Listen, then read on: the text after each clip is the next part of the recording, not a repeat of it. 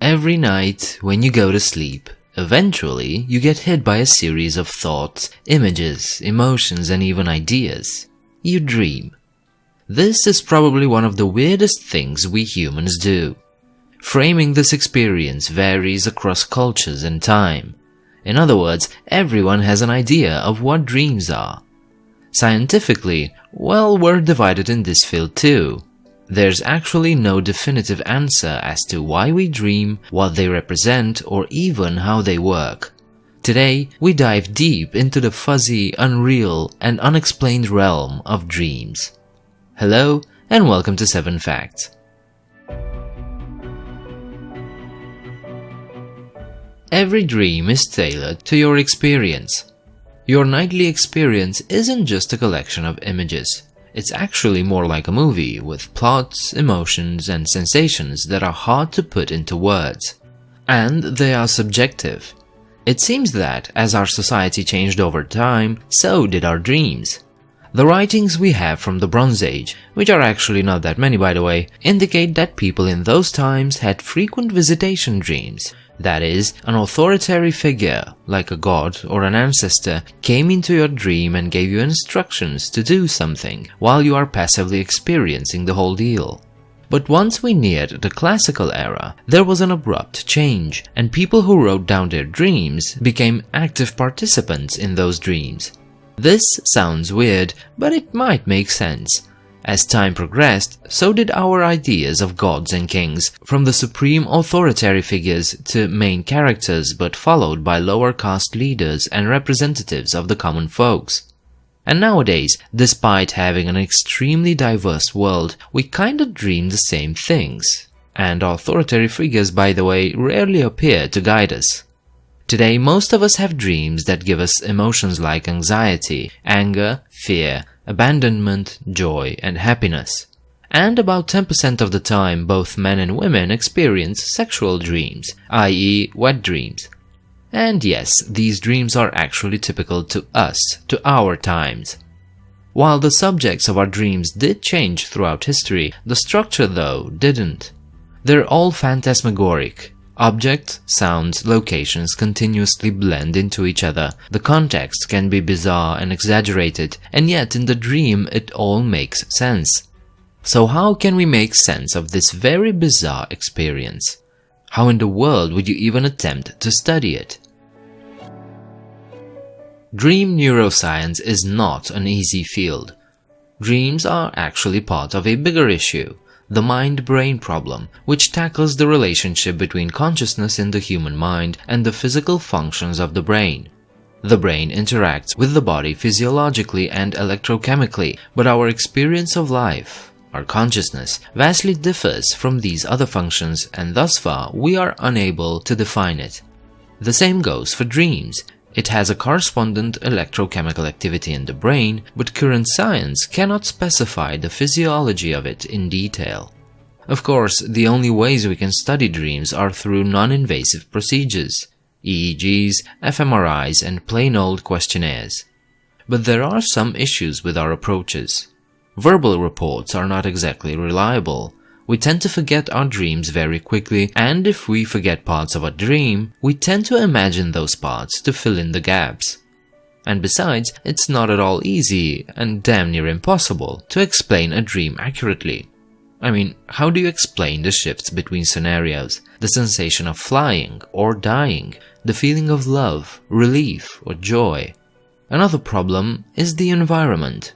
Sleep studies are typically conducted in a laboratory of some sort.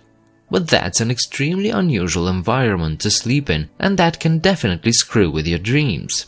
The machines we use to monitor brain activity are incredible, yes, but they're not perfect. We cannot use an EEG to monitor minute areas of the brain in detail, but we know that those small, microscopic details matter. Despite these shortcomings, these are the most common ways we can find out a bit more about how dreams work. Scientists also turn to animal studies, but that has its own issues.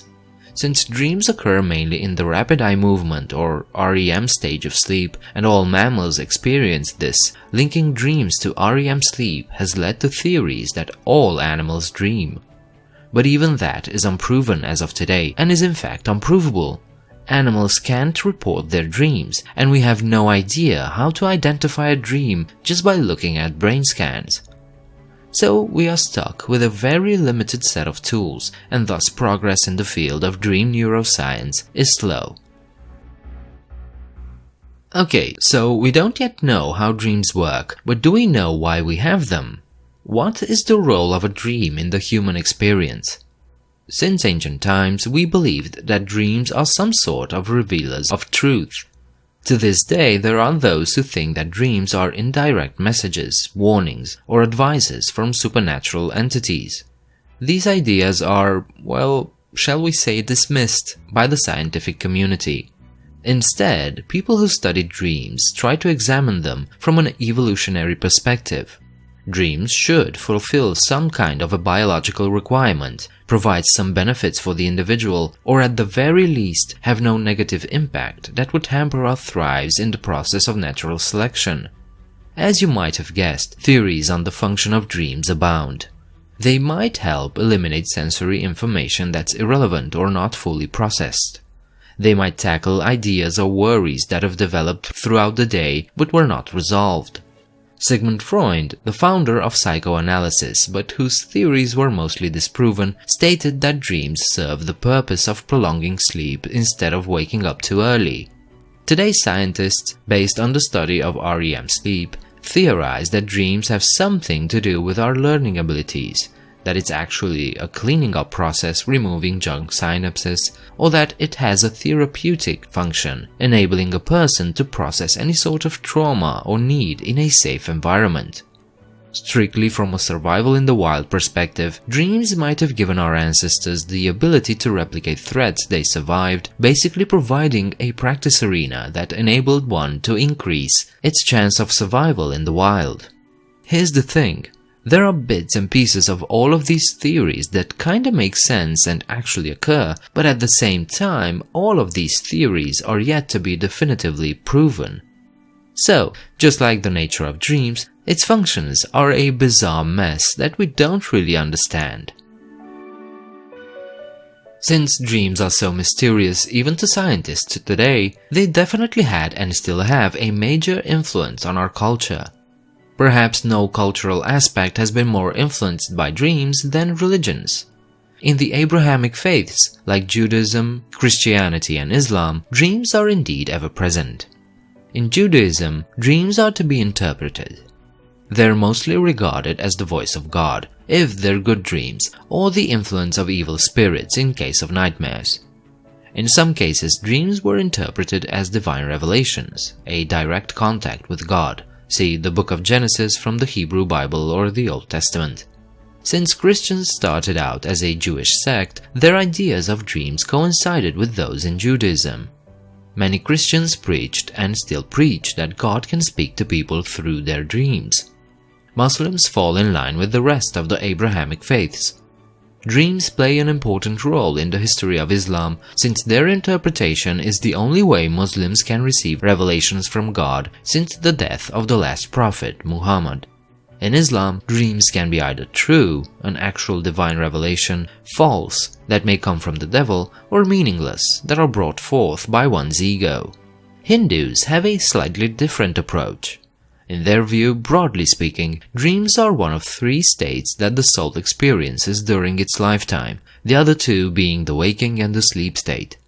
In Hinduism, dreams can be mere expressions of inner desires, but they can also represent the actual leaving of the soul from one's body to be guided until awakened. All of these views are actually based on older interpretations from ancient Chinese traditions, Babylonian, Assyrian, or ancient Egyptian beliefs. Not surprisingly, cultures that had no contact with the Old World have different interpretations. In indigenous American tribes, many believed that dreams are a way of coming into contact with their ancestors, and thus dreams were a central part of their belief systems. What about today? Today we live in an extremely complex society and our cultures have mixed and changed like never before in history. And this has an effect on how we interpret dreams today. Sigmund Freud was once again a pioneer in this matter and theorized that dreams reflect a person's unconscious mind, and dreams are shaped by our wishes and needs of fulfillment. This line of thinking is actually prevalent to this day in most of the world. In most countries, more than half of the people believe that dreams provide them with a meaningful insight into their unconscious beliefs and desires. Most people today also attribute more importance to a certain dream than to a similar thought that occurs while awake. Also, our views are biased as hell. We believe our dreams are meaningful only if it's in accordance with our own beliefs and expectations. For instance, a good dream about a good friend is important to us, but a good dream about an enemy is usually disregarded. Lots of people today still believe that certain dreams are a source of divination and can predict future life events, especially bad ones. But the reason we actually interpret dreams this way is because of how our brain works. We search for patterns constantly. If our dreams lines up with our expectations, that fits into our imagined pattern. If they don't, then we either disregard them or our brains modifies the memory of a dream so that it lines up with our expectations. Interestingly, not many of us caught up with the theories of dreaming that attribute dream content to memory consolidation, problem solving, or as a byproduct of unrelated brain activity. Given the way we interpret our dreams, it's no wonder it's so bloody hard to study them. And all of our interpretations are not even based on our actual dreams, but on our recall of a particular dream. And dream recollection is extremely unreliable. You know what I mean. I just woke up with a dream still fresh in my memory, and yet, seconds later, it becomes nearly impossible to remember the content of that dream. However, the reliability of a recollection can be influenced by the dream itself. Usually, we remember a dream if we wake up during REM sleep. By the way, REM sleep occurs multiple times during the night, and we actually dream more than once during sleep. But if you're having a relatively uneventful, meaningless dream when you wake up, the memory of it goes away in the blink of an eye. If, however, the dream is vivid, intense, highly unusual, arousing, or novel, that tends to stick with us a lot more. And sometimes a random stimulus can recall a certain dream even years after we dreamt it. By the way, there's a theory that suggests that déjà vus, or the feeling of having previously seen or experienced something, might have something to do with dream recalls.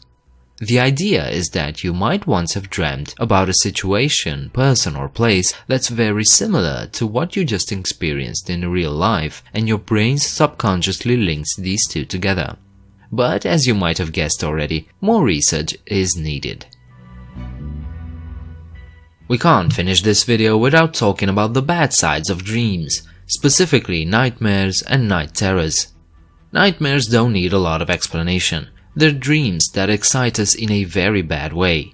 We typically experience fear and horror, despair and anxiety, or great sadness. But in spite of what you think, they're not that frequent. Bad dreams, yes, we all have them from time to time, but they're not that bad and they don't wake us up. Nightmares, on the other hand, do wake us and keep us up for some time because we're actually afraid and have a strong sensation of danger. An uncomfortable sleeping position, a fever, or even eating before going to bed might trigger nightmares. But the nightmares that rattle you up the most are the ones that have a psychological cause. Children experience nightmares the most, and it seems to be correlated with the high stress levels induced by the social aspects of life to which they're not fully adapted to. In adults, nightmares occur first of all if there's a medical condition present that interferes with sleep, which indicates that nightmares are a mechanism to awaken a person who is in danger. Psychological reasons like stress are also interpreted as a danger by our brains, which is why they can induce nightmares. As bad as a nightmare can get, it's nothing compared to a night terror. Night terrors are nightmares on steroids and are classified as a sleep disorder. During a night terror, you experience something that's very similar to a panic attack. With eyes wide open, you feel pure fear and panic. You might yell or attempt to speak, but the sounds you utter are incomprehensible. Sweat covers your body, you breathe rapidly, your heart rate jumps through the roof. there is a general sense that the individual is desperately trying to protect himself from something life-threatening. And they're not fully conscious, so trying to rationalize with them is nearly impossible. While night terrors can be congenital, anyone can theoretically experience them. But personally, I'd rather skip this part of the human experience. I hope this video was interesting enough to have inspired you to look into it further on your own. If you liked it, leave a like and subscribe. You can leave your comments downstairs, and you can also check out my Patreon page if you want to support me. The link is in the description. I hope to see you next time. Bye.